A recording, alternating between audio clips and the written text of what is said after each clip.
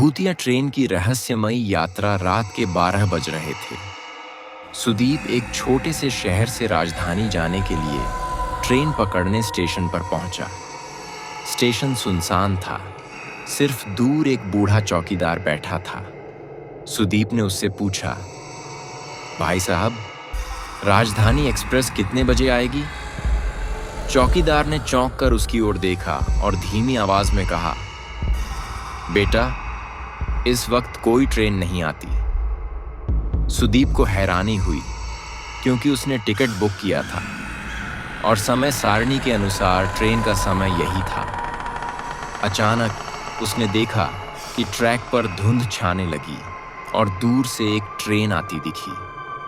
Train के डिब्बे पुराने थे, उन पर जंग लगी थी और खिड़कियों से हल्की रोशनी झलक रही थी। स्टेशन मास्टर कहीं नहीं दिखा।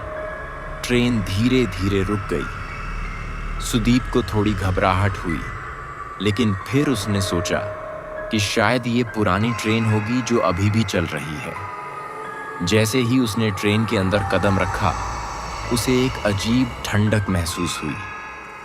डिब्बे में कुछ यात्री बैठे थे, लेकिन सबके चेहरे सफेद और भावहीन थे। एक आदमी जो बिल्कुल पुराने जमाने के कपड़े पहने था, उसकी ओर देखकर हल्की मुस्कान दी और कहा, स्वागत है इस यात्रा में।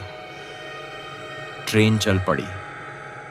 खिड़की से बाहर झांकने पर सुदीप को कुछ अजीब लगा। स्टेशन तो पीछे छूट गया था, लेकिन बाहर का नजारा अंधकार में बदल चुका था। कहीं कोई लाइट नहीं थी, सिर्फ धुंध और पेड़ों की काली आकृतियां दिख रही थीं।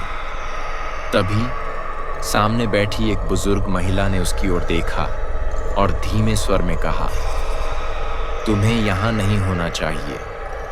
यह ट्रेन जीवित लोगों के लिए नहीं है। सुदीप का दिल तेजी से धड़कने लगा। उसने घबराकर खिड़की से बाहर देखा, लेकिन बाहर सिर्फ शून्य था।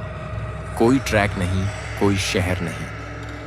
वह चीखने ही वाला था कि ट्रेन के दरवाजे अचानक खुल गए। एक तेज हवा का झोंका आया और उसे खींचने लगा। अचानक उसने महसूस किया कि कोई उसका हाथ पकड़ रहा है। वह वही बूढ़ा चौकीदार था। बेटा, जागो। सुदीप चौंक कर उठा।